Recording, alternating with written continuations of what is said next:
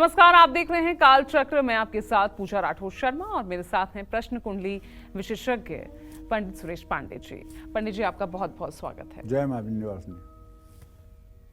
सूखते जा रहे हैं पौधे, टूटने लगे हैं नाखून, बार बार गुम हो रही हैं चीजें, तो हो जाए सावधान और देखे काल चक्र। तो आज काल चक्र में पंडित जी हमें कई ऐसी बातें बताने वाले हैं जो हर रोज हमारे साथ होती है और इन बातों पर हम चर्चा करेंगे। और आज चर्चा का विषय है अशुभ संकेत। इन अशुभ संकेतों के बारे में जानना जितना जरूरी है उतना ही जरूरी है कि हमें पता हो कि इनसे हमारे जीवन पर क्या बुरा असर पड़ सकता है। और इसीलिए आज कालचक्र में पंडित जी इन अशुभ संकेतों के बुरे प्रभावों के साथ साथ आपको इनसे होने वाली परेशानियों से बचने के उपाय भी बताएंगे। तो टीवी छोड़कर कहीं मत जाइए और बने रहिए कालचक्र के साथ। अगर आपका भी कोई सवाल है तो आप हमें फोन कर सकते हैं। हमारा नंबर है 0120-665-2411। तो देखिए, आज का विषय जितना इंटरेस्टिंग है उतना ही हमारे दर्शकों के लिए भी ये जरूरी है। तो आज आप हमारे आसपास होने वाले उन 15 अशुभ संकेतों में जानेंगे जो हमारे जीवन पर बुरा असर डालते हैं। तो सबसे पहले किन अशुभ संकेतों के बारे में हम बात करते हैं, पंडित जी से जानते हैं। तो पंडित जी, बहुत ही इंटरेस्टिंग टॉपिक है ये अशुभ संकेत। ये क्या हो सकते हैं, क्या इनका कितना बुरा प्रभाव इनका पंडित जी पड़ सकता है? देखो, ऐसा है, सनातन धर्म में हमारे शास्त्रों का अगर ठीक से अध्ययन किया जाए तो शुभ अशुभ संकेतों के बारे में सारा विवरण जो है बहुत ही अच्छे से जो है वास्तुराज वल्लभ और एक है शाकुन शास्त्र की किताब, उसमें सब शुभ और अशुभ संकेत लिखे हुए हैं। समय समय पर मैं अपने दर्शकों को भी बताता रहता हूँ। जैसे घर में अचानक पौधे पानी देने के बाद भी अगर सूखने लग जाएं, तो इससे घर में विवाद, कलह, कलेश की स्थिति उत्पन्न होती है और अनचाहा स्थानांतरण होता है। आदमी को अपने स्थान से हटना पड़ता है। देख रेख के बावजूद अगर पौधे सूखने लगे तो ये समझ लेना चाहिए कि यहाँ बहुत ज़्यादा नेगेटिविटी हो गई है, किसी तरह की हानि होने की संभावना होती है। ऐसे में क्या करना चाहिए? शनिवार को पीपल और बरगद के पेड़ में पानी डालना चाहिए। नदी में शनिवार को नारियल प्रवाहित करना चाहिए और अपने घर में ज़्यादा से ज़्यादा ईशान कोण में, माने नॉर्थ ईस्ट के कोने में तुलसी का पौधा लगाना चाहिए। और महिलाओं को विशेष करके चाहिए कि अर्गला स्तोत्र का पाठ तुलसी के सामने दिया जलाकर करें। कुछ महिलाएं ऐसा भी बताती हैं कि पंडित जी, हम चाहे जितनी हरी भरी तुलसी अपने घर में लाते हैं लेकिन तुलसी सूख जाती है। ये बहुत से लोगों की शिकायत है कि हमारे घर में तुलसी नहीं चलती है। और कुछ लोगों के घरों में तुलसी का पूरा जखीरा है, बहुत तुलसी हो गई है, एक तुलसी से बहुत तुलसी हो गई है। तुलसी का घर में सूखना ये शुभ संकेत नहीं है। तुलसी उन्हीं घरों में सूखती है जिन घरों में पितरदोष ज़्यादा होता है और जिन घरों में साफ सफाई पर विशेष ध्यान नहीं दिया जाता है। क्योंकि अगर तुलसी को रजस्वला स्त्री का संसर्ग हो जाए तो तुलसी सूख जाती है। तुलसी में अगर जूठा या गंदा पानी डाल दिया जाए तो तुलसी सूख जाती है। तुलसी में देवताओं के स्नान करने के बाद जो पानी बचता है उसको डाल दिया जाए तो तुलसी सूख जाती है। तुलसी को ईशान कोण के अलावा दूसरे दिशा में लगाया जाए तो भी तुलसी सूख जाती है। तो तुलसी ना सूखे इस बात की व्यवस्था करना गृहलक्ष्मी का कार्य होता है।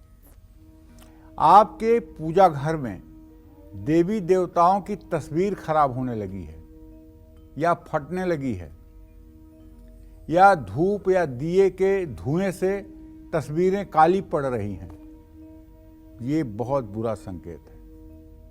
ये बहुत बुरा सिग्नल है, बहुत बुरा संकेत है।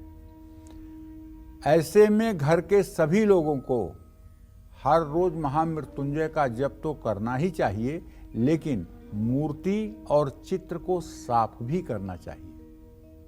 अगर आपके घर में पीतल या चांदी की मूर्तियां हैं तो उन्हें जैसे भी हो सके आपको साफ करना चाहिए। मूर्तियों में चमक होनी चाहिए, वो काली नहीं पड़नी चाहिए, इस बात का जरूर ध्यान रखना चाहिए। और अगर चित्र है तो उसे अच्छे से साफ रुई से पानी भिगो करके साफ करना चाहिए। आपके घर, कार या तिजोरी की चाबी हमेशा अगर खो जाती है और आप उसको खोजते हैं, ये अच्छा संकेत नहीं है। आपके चाबी रखने का एक विशिष्ट स्थान होना चाहिए। या तो चाबी आपके हाथ में हो या चाबी उस जगह पर हो जहां आपने नियत किया हुआ है। न उसे टेबल पर रखेंगे, न उसे बेड पर रखेंगे, न उसे सोफा पे रखेंगे, न उसे फ्रिज पे रखेंगे। उसे कहाँ रखेंगे? जहां उसका स्थान है। और अगर ये आदत अपनी आप सुधार लेंगे तो शायद आपकी बौद्धिक क्षमता में भी विकास होगा।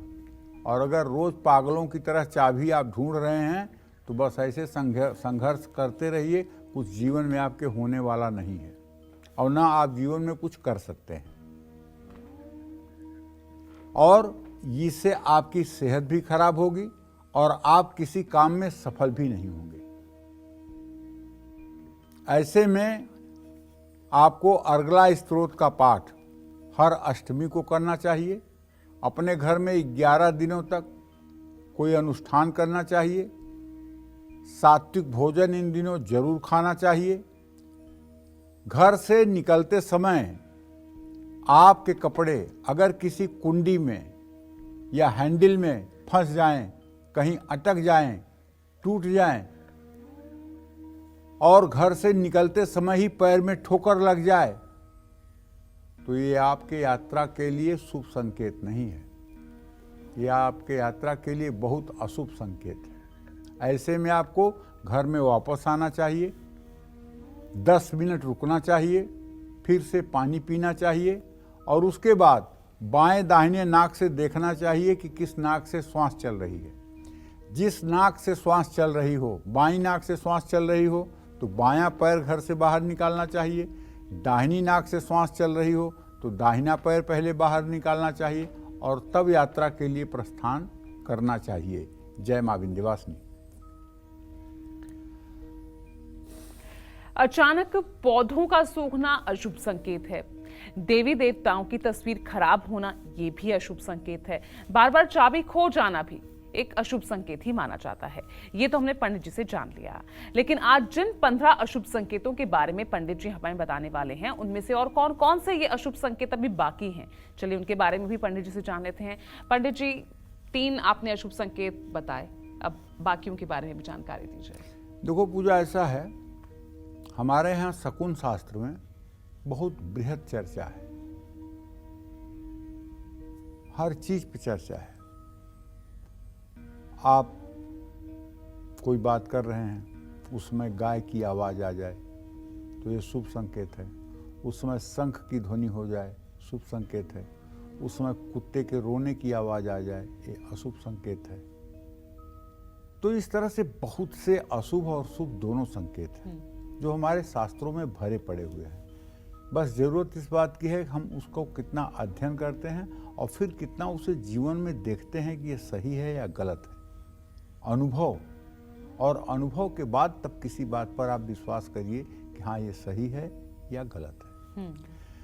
तो मैं बताना ये चाहूँगा कि अगर आपके घर में आने वाले लोग हमेशा नाराज या नाखुश होकर जाते हैं तो ये बुरा संकेत है और इसका आपके परिवार पर बुरा प्रभाव पड़ता है। ऐसे में एक दिन आपकी स्थिति ये होगी कि आप समाज में अकेले हो जाएंगे। इससे बचने के लिए जैसे ही लोग जाएं, उसके ठीक 15 मिनट बाद आप अपने ड्राइंग रूम की सफाई जरूर करें, गंदे बर्तन साफ करें और उनके बारे में कोई बात करें। आपको पहले की तुलना में अचानक अगर कम भूख लगने लगी है या ज़्यादा एसिडिटी होने लगी है,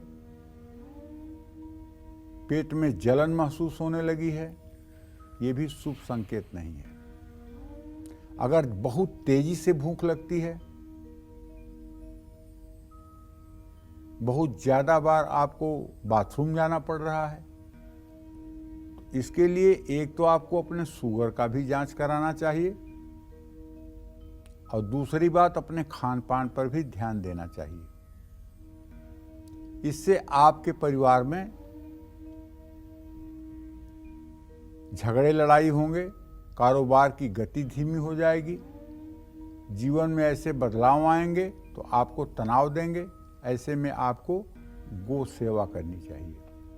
गाय में 33 कोटि देवी देवताओं का वास होता है। जो लोग गाय की सेवा करते हैं, जो लोग बृहस्पतिवार को चने की भीगी हुई दाल और गुड़ गाय को खिलाते हैं, उनके घर का पितर दोष, प्रेत दोष, वास्तु दोष सब ठीक हो जाता है। कहते हैं गोधन गजधन बाजधन और रतन धन खान, जब आवे संतोष धन सब धन धूरि समान। सनातन धर्म में गाय को सबसे बड़ा धन माना गया है। उसके बाद में हाथी को धन माना गया है, तीसरे नंबर पर घोड़े को धन माना गया है और चौथे नंबर पर रतन धन, जैसे माणिक, मोती, मूंगा, पन्ना, पुखराज, हीरा, नीलम, ये रत्न चौथे नंबर पर आते हैं। उसके बाद पांचवें छठवें नंबर पर सोना, चांदी और रुपए पैसे का नंबर आता है। अगर आपके घर में ऐसा है तो आपको कम हल्दी डालकर खाना खाना चाहिए। सूर्य को हर रोज जल देना चाहिए और अपने पूजा स्थान में खड़े होकर पूरब की दिशा में मुंह करके जोर जोर से बोल करके 24 बार गायत्री मंत्र का उच्चारण करना चाहिए। ओम भूर्भुवः स्वः तत्सवितुर्वरेण्यं भर्गो देवस्य धीमहि धियो यो नः प्रचोदयात्। ऐसा आप बोलें कि आपकी आवाज सारे कमरों में चली जाए। इससे आपके संपूर्ण घर की नेगेटिविटी दूर हो जाएगी। इस गायत्री छंदसाम मातेत, गायत्री वेदों की माता है और गायत्री के ये 24 अक्षर अपने आप में बहुत ही सिद्ध मंत्र हैं। इन 24 अक्षरों को जहाँ भी बोला जाता है वहाँ से अदृश्य आत्माओं का भय समाप्त हो जाता है। अभिचार, तंत्र, मंत्र, काले जादू का असर समाप्त हो जाता है। सनातन धर्म में सिर्फ और सिर्फ गायत्री की साधना करने का विधान बताया गया है और सनातन धर्म में जो प्रातः सायं संध्या की जाती है उसमें सूर्य को अर्घ देने के बाद प्राणायाम करके सिर्फ गायत्री मंत्र के जप का ही विधान है। 5 बार प्राणायाम करके गायत्री मंत्र का यथासंभव जप करना चाहिए। और अपने दर्शकों को बताना चाहता हूँ, गायत्री का या तो 24 बार उच्चारण करिए या 3 माला करिए या फिर 12 माला करिए या फिर 24 माला करिए। अपने मन से संख्या मत निर्धारित करिए। कोई कहता है मैं 11 माला करता हूँ, कोई कहता है मैं 7 माला करता हूँ, ये सब गलत है। संख्या बनी हुई है, 24 अक्षर की गायत्री है, इसलिए 24 बार भी आप करेंगे तो पुण्य के भागीदार होंगे। 3 माला करेंगे 8वां हिस्सा, तब भी आप पुण्य के संपूर्ण भागीदार होंगे। 12 माला करेंगे आधा, तो भी आप पुण्य के भागीदार होंगे। 24 माला करेंगे तो गायत्री माँ की साक्षात कृपा आपके ऊपर बरसेगी। जो लोग 24 माला गायत्री मंत्र का रोज जप करते हैं और सात्विक भोजन करते हैं और सदाचार पूर्वक जीवन जीते हैं, उनसे प्रणाम कर लेने मात्र से सामने वाले व्यक्ति का पाप ताप नष्ट हो जाता है। इससे बड़ी क्या बात होगी। जो व्यक्ति 24 बार गायत्री मंत्र का जप करता है, अगर उसे आप 1 गिलास पानी पिला दीजिए तो आपके दुर्भाग्य नष्ट हो जाएंगे। आपके ऊपर जो काली छाया है वो समाप्त हो जाएगी। ऐसे लोग इस कलिकाल में मिलने बड़े मुश्किल हैं। और जो लोग साधना रत हैं, इस तरह की साधना कर रहे हैं, उनके तो दर्शन मात्र से जन्म जन्मांतर के पाप नष्ट हो जाते हैं। बृहस्पतिवार को केले का सेवन न करके गुरुवार को केले का दान करना चाहिए। जो लोग बृहस्पतिवार को 1 दर्जन केला ले जा करके किसी धर्म स्थान में दान करते हैं, उनके घर में कभी भी पितर दोष का कुपित प्रभाव नहीं पड़ता है और पितर संतुष्ट रहते हैं। जय मां विंध्यवासिनी। ग्वालियर से हमारे साथ मंजू जी जुड़ गई हैं फोन लाइन पर। मंजू जी, सवाल पूछिए। जी, मेरा सवाल आपसे, गुरु महाराज को कोटि कोटि नमन, मेरा कोटि कोटि नमन। सदा मैं सुखी अपने रहे। दोनों बच्चों और अपने पति के बारे में पूछना चाहती हूँ सर। और मेरा छोटा भाई है, वो बहुत 3 साल से चला गया है सर। बस हाँ, मेरी लड़की का जन्म है 15 मई 2006 और मेरे लड़के का जन्म है 21 सितंबर 2012। और मेरे पति का स्वास्थ्य सही नहीं रहता और इनका बहुत कर्जा है सर, बहुत कर्जा है। जन्म करण कुशवाहा 1994 जन्म है, करण कुशवाहा 12। चलिए मंजू जी, मैं आपको बताना चाहता हूं, आपने अपने भाई के बारे में प्रश्न पूछा है तो उसके बारे में यही कहना चाहूँगा कि आप थोड़ा सा समय का इंतज़ार करिए। भाई सुरक्षित है और वो घर जरूर आएगा। हो सकता है कि अभी भी 4-5 महीने का वक्त लग जाए। जहाँ तक आपने अपने दोनों बेटियों के बारे में प्रश्न पूछा है, तो आपकी बड़ी बेटी निश्चित रूप से पढ़ने लिखने में ठीक है, अच्छी है और उसका अच्छा करियर भी होगा और वो अपने जीवन में अच्छा करेगी भी। लेकिन जो दूसरी बेटी है, उसका स्वास्थ्य खराब रहता है, उसको कुछ एलर्जी और स्किन से जुड़ी समस्या हो सकती है, शरीर में दर्द की समस्या हो सकती है। अभी तो 11 साल की है। उसके स्वास्थ्य पर आपको ध्यान देना चाहिए और उससे हरी मूंग भिगो करके आपको गाय को खिलवाना चाहिए। जहाँ तक मंजू आपने अपने पति के बारे में पूछा है, तो इनका जीवन बहुत संघर्षों से भरा हुआ है। बहुत स्ट्रगल करने के बाद भी ये सफलता हासिल नहीं कर पा रहे हैं। बहुत मेहनती हैं, बहुत परिश्रमी हैं, किसी तरह का इनके अंदर कोई दुर्गुण नहीं है, लेकिन पूजा पाठ की कमी है। इनसे कहिए कि रोज दुर्गा चालीसा और विंध्येश्वरी चालीसा का सुबह शाम पाठ करके ही कुछ काम किया करें। और आपको चाहिए कि आपके घर का माहौल ठीक हो जाए, इसके लिए आपको एक स्फटिक का श्रीयंत्र अपने घर में रखना चाहिए, दक्षिणावर्ती शंख रखना चाहिए। पीतल की थाली में दक्षिणावर्ती शंख रख के रोज उसका जल, दूध, गन्ने के रस से अभिषेक करना चाहिए। श्री सूक्तम और कनकधारा स्त्रोत का पाठ करना चाहिए और शाम को हो सके तो गाय के घी से 16 आहुति श्री सूक्त के मंत्रों को बोलते हुए हवन करना चाहिए। ये नियम अगर आपने अपना लिया और 3 साल तक ये नियम आपने लागू कर दिया, तो न तो कभी आपके परिवार के ऊपर कर्ज होगा और ना ही किसी प्रकार की परेशानी होगी। जय मां विंध्यवासिनी। तो आज काल चक्र में पंडित सुरेश पांडे जी आपको बता रहे हैं वो 15 अशुभ संकेत जो हमारे जीवन में 30 बुरे प्रभाव डाल सकते हैं।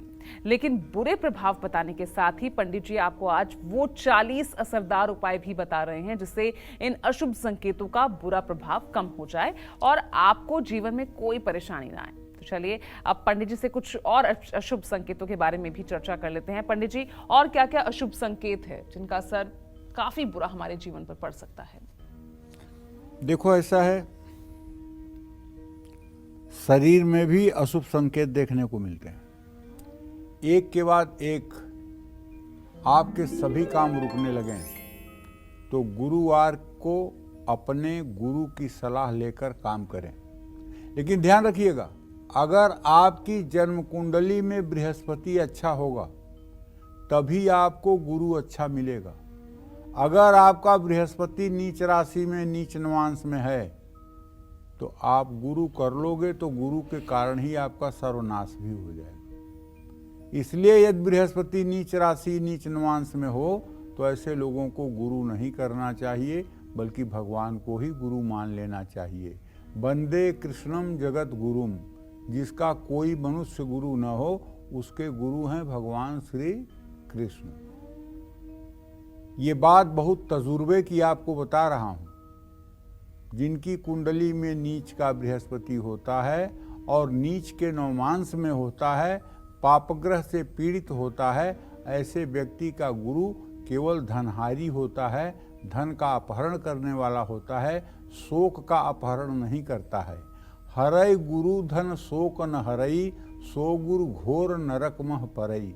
जो गुरु सिर्फ शिष्य के धन का अपहरण करता है और उसके शोक को, उसके दुख को कम नहीं कर पाता है, ऐसा गुरु जन्म जन्मों तक नरक में रहता है। शनिवार को कम से कम 5 मछलियों को नदी में छोड़ना चाहिए। कई बार ऐसा भी देखा गया है हमारे सामने कि कई बार हमारी रत्न की अंगूठी खो जाती है। अंगूठी न खोए तो उसमें से नग निकल करके गिर जाता है, पता नहीं लगता है। ये अच्छा संकेत नहीं है। अगर ऐसा हो जाए तो तत्काल फिर से दूसरा रत्न लगवा लेना चाहिए या दूसरी अंगूठी बनवा लेनी चाहिए, क्योंकि वो ग्रहों को झेल नहीं पाया, जिसके कारण वो टूट गया और आपके ऊपर विपदा नहीं आई, रत्न के ऊपर विपदा आई। अब आप नई अंगूठी बनवा करके फिर उसे शुक्ल पक्ष में और जो दिन निश्चित हो उस दिन आप उसे धारण करिए। तब तक आपको क्या करना है, जब तक अंगूठी नहीं पहनते हैं, रुद्राक्ष की माला पर 11 दिनों तक महामृत्युंजय मंत्र का आपको जप करना चाहिए। ओम त्र्यंबकम यजामहे सुगंधिम पुष्टिवर्धनम उर्वारुकमिव बंधनान् मृत्योर्मुक्षीयमामृतात्। इस मंत्र को 11 माला जब तक आपके हाथ में पुनः अंगूठी नहीं आती तब तक करना चाहिए। शनिवार की शाम सुंदरकांड का पाठ करना चाहिए और किसी शिवालय में जाकर, शिव मंदिर में जाकर के रुद्राभिषेक करना चाहिए। दूध से या गन्ने के रस से रुद्राभिषेक करने से आपकी समस्याओं का समाधान होगा। सोना तो खोना और सोना पाना दोनों बहुत अशुभ होता है। सोना अगर आपका खो गया तो ये आपके लिए बुरा है। सोना अगर आपने कहीं पड़ा हुआ पा लिया तो भी आपके जीवन के लिए अशुभ संकेत है। सोना अगर आपने पा लिया तो जिसका सोना है उसको आप वापस लौटाइए, वरना दुर्भाग्य के लिए तैयार हो जाइए। सोने या चांदी की ज्वेलरी का खो जाना शुभ संकेत नहीं है। यह संकेत है कि आपके घर में पैसा, सेहत और मान सम्मान को लेकर बहुत परेशानी हो सकती है। घर के मुखिया को भी परेशानी का सामना करना पड़ेगा। इससे परेशानी से बचने के लिए आपको किसी धर्म स्थान में केले के 2 पेड़ लगाने चाहिए गमले में, और गुरुवार को चावल और हल्दी ये जरूरतमंदों को खिलाना चाहिए। हल्दी वाला चावल बना करके भूखे लोगों को उसके साथ स्वादिष्ट व्यंजन बना करके खिलाना चाहिए। और 2 किलो आलू उबालकर उसको छीलकर हल्दी से रंगकर गायों को खिलाना चाहिए। 200 ग्राम 250 ग्राम गाय का शुद्ध घी किसी विष्णु मंदिर में, राम मंदिर में दान करना चाहिए। कई दिनों तक लगातार अगर आपके दांतों से आपके गाल कट रहे हैं, आपकी जीभ कट रही है, ये बहुत बुरा संकेत है। ये आने वाली बहुत बड़ी परेशानी का संकेत है। ऐसे में 3 दिनों तक लगातार आपको भूखों को, निरीह प्राणियों को भोजन कराना चाहिए, तब इसका दोष समाप्त होता है। जय मां विंध्यवासिनी। चलिए चर्चा पर आगे हम बढ़ते हैं। कई बार हमने देखा है कि कुछ लोगों के नाखून पीले पड़ जाते हैं। कुछ लोग चाहे जितनी भी कोशिश कर ले, उन्हें बार बार प्रॉपर्टी में नुकसान ही झेलना पड़ता है। तो ऐसे में क्या ये भी कोई अशुभ संकेत हो सकता है? अगर है तो इससे हमारे जीवन पर क्या प्रभाव पड़ेगा और इससे बचने के उपाय क्या होंगे? चलिए पंडित जी से जानते हैं। पंडित जी, नाखूनों का टूटना, पीले पड़ जाना, ये किस तरह का अशुभ संकेत है? देखो पूजा, हमारे यहाँ शरीर के लक्षणों को जानने के लिए सामुद्रिक शास्त्र है। भगवान शिव के पुत्र स्वामी कार्तिकेय ने शरीर की संरचना, शरीर की बनावट पर तमाम भविष्यवाणियां की थी। जी। क्योंकि मनुष्य पूरे सृष्टि का ज्ञाता हो जाता, इसलिए देवताओं में नाराजगी हुई कि अगर ये शास्त्र मनुष्यों तक जाएगा तो निश्चित रूप से मनुष्य देवताओं पर भी अपना प्रभाव बनाने की कोशिश करेंगे। बिल्कुल। इसलिए लोगों ने उनके इस शास्त्र के रचना पर थोड़ी सी आपत्ति की, तो उन्होंने ये शास्त्र उठाकर समुद्र में फेंक दिया। समुद्र से जो कुछ अवशेष प्राप्त हुआ उससे सामुद्रिक शास्त्र की रचना हुई, इसलिए इसका नाम सामुद्रिक शास्त्र है। सामुद्रिक शास्त्र में नाखून की चर्चा आपने की ना, कि नाखून पीले पड़ जाएं। नाखूनों की रचना जितने मनुष्य हैं उतने प्रकार की होती है। बिल्कुल। किसी का नाखून वृत्ताकार होता है, किसी का नाखून आयताकार होता है, किसी का नाखून मतलब कि चिपटा होता है, किसी का नाखून पीला होता है, किसी का नाखून लाल होता है। नाखून किसी के बनावट में मतलब कि जो है सुंदर होते हैं, किसी की बनावट नाखून की अच्छे नहीं होते हैं। तो ये सारा कुछ न कुछ संकेत करता है। इस पर पूरा एक चैप्टर है सामुद्रिक शास्त्र में। जैसे नाखून के निचले हिस्से में देखो तो अर्धचंद्र बना हुआ है, जिसके 5 उंगलियों में अर्धचंद्र बना हुआ है तो उसका समझ लो भाग्योदय हो गया है। और अगर 3 उंगलियों में अर्धचंद्र दिखाई दे रहे हैं और अनामिका और कनिष्ठा में अर्धचंद्र नहीं दिखाई दे रहे हैं तो समझ लो कि इसका भाग्योदय होना अभी बाकी है। और अगर केवल अंगूठे में अर्धचंद्र बना हुआ है और किसी उंगली में भाग्य नहीं बना हुआ है अर्धचंद्र, तो समझ लेना चाहिए कि अभी इनके भाग्योदय की जरा सी भी शुरुआत नहीं हुई है, अभी ये केवल स्ट्रगल लाइफ जी रहे हैं जी। लेकिन अगर 5 उंगलियों में अर्धचंद्र बना हुआ है तो निश्चित रूप से भाग्योदय हो चुका है। तो ऐसे में अगर उंगलियां के नाखून पीले पड़ रहे हैं तो ऐसे आदमी को एक तो रोग का सिस्टम है कि पीलिया की शिकायत हो रही है, शरीर में खून की कमी हो रही है, हीमोग्लोबिन कम पड़ रहा है, खून से जुड़ी बीमारियां हो रही हैं। अब ऐसा व्यक्ति गंभीर बीमार हो सकता है। नाखूनों का एक के बाद एक पीला पड़ना अशुभ संकेत है। नाखूनों पर सफ़ेद सफ़ेद धब्बे दिखाई देना ये आपके अस्थमेटिक होने का संकेत देता है। ये आपके फेफड़े में रोग का संकेत देता है। फेफड़े के रोग से आप प्रभावित हो सकते हैं, लंग्स आपकी इफेक्टिव हो सकती है। इसका मतलब है कि आपका जीवन साथी, दोस्त और रिश्तेदारों के साथ आपके रिश्ते अब खराब होने वाले हैं। पीले नाखून आपकी कमज़ोर मानसिक स्थिति को भी दिखाते हैं और कमज़ोर शारीरिक स्थिति को भी दिखाते हैं। ऐसे में आपको ज़्यादा तनाव ना लेकर मेडिटेशन करना चाहिए। ये जो अंगूठा है ना, इसके ये जो ऊपर का परुआ है जहाँ ये नाखून है, अगर ये नाखून लंबा न हो करके ये नाखून छोटा हो जाए, चिपटा हो जाए, 1 सेंटीमीटर से नीचे का हो जाए तो ऐसा आदमी भयंकर अपराधी होता है, हिंसा और हत्या करने वाला होता है। नाखून की ये बनावट है, क्योंकि ऐसे आदमी को जो भी दिल में आता है वो करता है, उसकी अच्छाई और बुराई पर कभी विवेक से निर्णय नहीं करता है। तो भैया अगर ये सारे अशुभ संकेत आपके हाथ में हैं तो आपको चाहिए कि आप नित्य प्रातः सूर्योदय के समय स्नान करिए, सूर्य को 3 बार में अर्घ दीजिए। ओम ब्रह्म स्वरूपिणे सूर्य नारायणाय नमः 3 बार इस मंत्र को बोलते हुए 3 बार में सूर्य को जल दीजिए और आदित्य हृदय स्तोत्र का श्रद्धा पूर्वक पाठ करिए और अपने पिता की सेवा करिए। पिता अगर नहीं हैं तो देवी देवताओं की उपासना में ही मन लगाइए। बादाम का तेल हाथ, पैर और नाखूनों पर मलना आपको चाहिए और सूर्य की पूजा आपको जरूर करनी चाहिए। अपने खान पान में आपको अनार का सेवन जरूर करना चाहिए। हाथ और पैर के नाखून सफ़ेद होने लगें तो ये भी अशुभ संकेत है। इसका मतलब है कि आपको कोई भी काम समय पर अब पूरा आप नहीं कर पाएंगे और आपको हड्डी और खून से जुड़ी बीमारी प्रकट हो सकती है।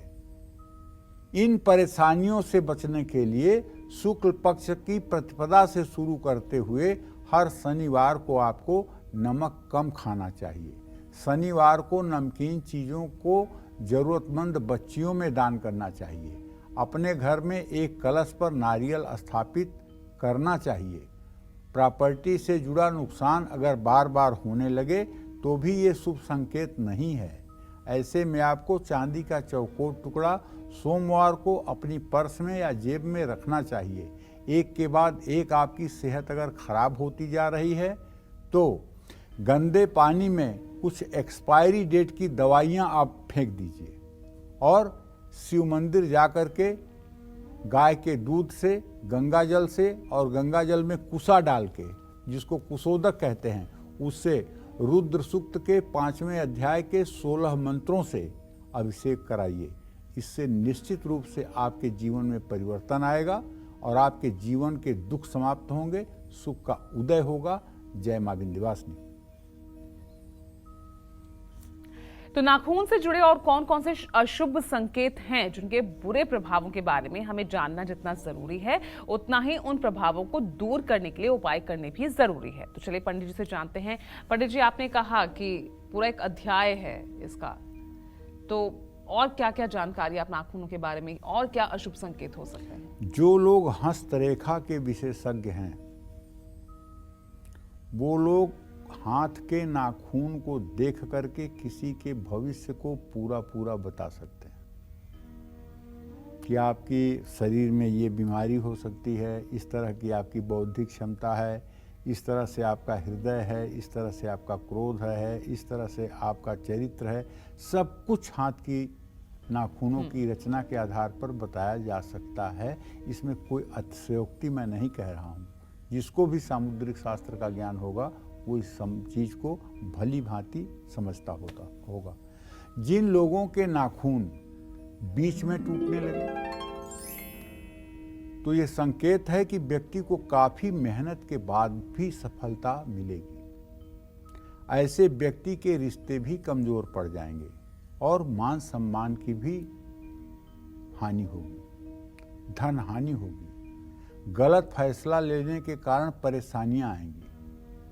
अगर आपका नाखून थोड़ा सा टूट जाए और बाकी नाखून आपके कपड़ों में फंसने लगे, आपको इरिटेट करने लगे, उसे निकालने में हल्का सा आपके उंगलियों से खून आ जाए, तो ये सब अशुभ संकेत है।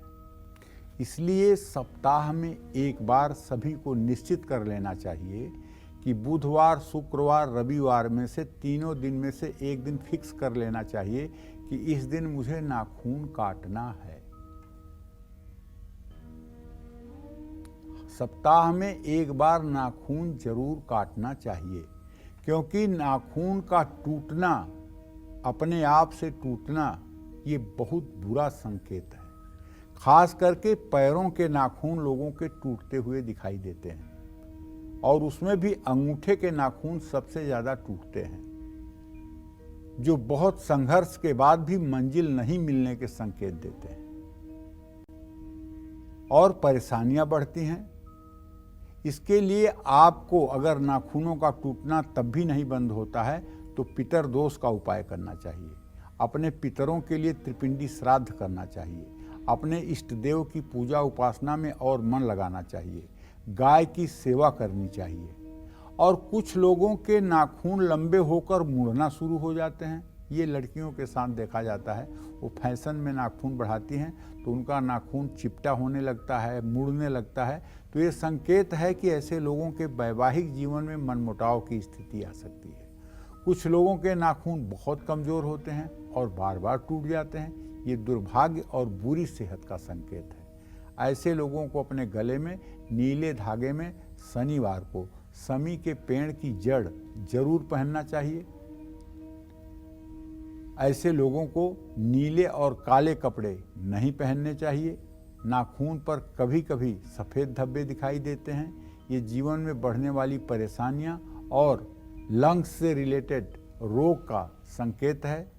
आपका लंग, आपको अस्थमेटिक की संभावना बढ़ रही है, शीत आपको प्रभावित कर रही है। ऐसे में अनार के पेड़ की जड़ अपने गले में गुरुवार को पहनना चाहिए। ये भी आपके लिए लाभकारी होगा और हो सके तो आपको अपनी जांच भी करवानी चाहिए। जय मां विंध्यवासिनी। चलिए अब बारी आती है आज के हमारे ईमेल कुंडली विजेता की, जो हैं श्री पेक्षा वाराणसी से।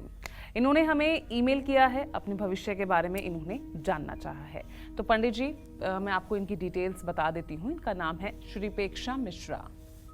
जन्म की तिथि है 1 मई 1988। जन्म का समय है सुबह 5:40 और इनका जन्म का स्थान है यूपी का वाराणसी। तो पंडित जी इनका पहला सवाल है कि इनकी शादी तय हो चुकी थी, शादी की तारीख से पहले ही इनकी माताजी का देहांत हो गया, लड़के वालों ने शादी तोड़ दी। अब इनकी शादी कब तक हो सकती है, ये इनका पहला सवाल। दूसरा सवाल, शादी के बाद इनका भविष्य कैसा रहेगा? देखो ऐसा है, श्रीपेक्षा की कुंडली मेष लग्न की है और इनकी तुला राशि है। मेष लग्न में उच्च का सूर्य बुध और बृहस्पति के साथ है।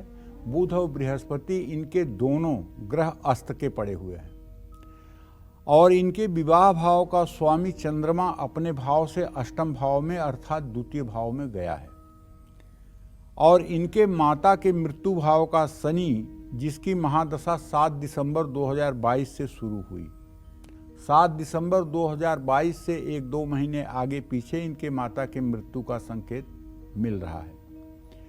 अब इनके विवाह का योग जो बनेगा वो 2024 में फरवरी महीने के बाद अप्रैल और मई तक बनेगा। विवाह अच्छा होगा, दाम्पत्य जीवन अच्छा रहेगा, लेकिन इन्हें सदैव दुर्गा की उपासना करनी चाहिए क्योंकि इनके सप्तम का स्वामी द्वितीय में बैठा हुआ है, जो अच्छा संकेत नहीं कर रहा है और इनके संतान भाव में केतु है। संतान प्राप्ति में भी विघ्न बाधा आएगी। इन्हें काशी विश्वनाथ में अगर वाराणसी में रहती हैं तो एक सोने का 2 ग्राम का नाग बनवा करके काशी विश्वनाथ मंदिर में दान भी करना चाहिए और इनके विवाह का संयोग फरवरी से लेकर के अप्रैल मई 2024 तक बन जाएगा और बहुत अच्छे लड़के के साथ इनका विवाह होगा। अच्छे कुल से इनका रिश्ता आएगा, भविष्य इनका अच्छा रहेगा। जय मां विंध्यवासिनी। तो चलिए अब पंडित जी से जल्दी से जान लेते हैं झाड़ू से जुड़ी वो 4 गलतियां जो हम और आप अक्सर कर देते हैं और ये गलतियां हमारी हंसती खेलती जिंदगी पर कितनी भारी पड़ सकती हैं। चलिए पंडित जी से जानते हैं। पंडित जी, झाड़ू कैसे रखा जाए, कैसे ना रखा जाए, बहुत सारी बातें सामने आती हैं, आप बताइए। देखो, हमारे सनातन धर्म में झाड़ू को लक्ष्मी माना गया है। झाड़ू को कभी पैर से नहीं छूना चाहिए, झाड़ू को कभी पैर से इधर उधर नहीं करना चाहिए, झाड़ू को खुले स्थान पे नहीं रखना चाहिए, झाड़ू को खड़ी करके नहीं रखना चाहिए। तमाम प्रकार की बातें हैं जो आपके घर की बड़ी बुजुर्ग महिलाएं बताती हैं। बिल्कुल। और हम बचपन से ये सुनते आ रहे हैं कि झाड़ू तो साक्षात लक्ष्मी है, इसको कभी पैर से छूना भी नहीं चाहिए। तो ऐसे में मैं अपने सभी दर्शकों को बताना चाहूँगा कि झाड़ू को तो लक्ष्मी का प्रतीक माना ही जाता है और टूटी, गीली और खराब झाड़ू को अपने घर में नहीं रखना चाहिए। कुछ लोग झाड़ू के तिनके बिखर जाने पर भी उनको रस्सी से बांधकर फिर से इस्तेमाल करते हैं। ऐसा नहीं करना चाहिए। झाड़ू पुरानी हो चुकी है तो उसे बदल देना चाहिए। खराब, गीले, गंदे झाड़ू का इस्तेमाल करने से धनहानि होती है। शनिवार के दिन पुरानी झाड़ू बदलना सबसे अच्छा होता है और शुक्रवार को झाड़ू खरीद कर घर में लाना अच्छा होता है। जब भी झाड़ू खरीदने आप जाएं तो 3 झाड़ू एक साथ खरीदें, 2 फूल झाड़ू, 1 सीख झाड़ू। 2 झाड़ू कभी लेकर ना आए, 1 झाड़ू कभी लेकर ना आए, 3 झाड़ू लेकर आए, 2 फूल झाड़ू, 1 सीख झाड़ू। सूरज ढलने के बाद घर में झाड़ू बिल्कुल न लगाएं। इससे आपके शरीर में रज और तम दोनों गुण बढ़ेंगे। रज और तम गुण बढ़ने से शरीर और मन रोगी हो सकता है। कूड़ा कभी भी घर की पूरब दिशा में बाहर नहीं निकालना चाहिए। झाड़ू हमेशा घर के अंदर से लगाना शुरू करें और बाहर ही कूड़ा निकालें, ना कि घर के मुख्य द्वार से झाड़ू लगाते हुए घर के अंदर कूड़ा इकट्ठा ना करें। इन सब बातों का अगर आप ध्यान देंगे तो निश्चित रूप से एक आदर्श जीवन आपका बनेगा। जय मां विंध्यवासिनी। उम्मीद करते हैं आपको आज का ये हमारा विषय बेहद पसंद आया होगा और पंडित जी आपका भी बहुत बहुत शुक्रिया इतनी महत्वपूर्ण जानकारी हमें देने के लिए। तो कल फिर एक और नए विषय और आपकी परेशानियों को दूर करने के ढेरों उपाय लेकर आएंगे हम पंडित सुरेश पांडे जी के साथ। तब तक के लिए कालचक्र की पूरी टीम को इजाजत दीजिए।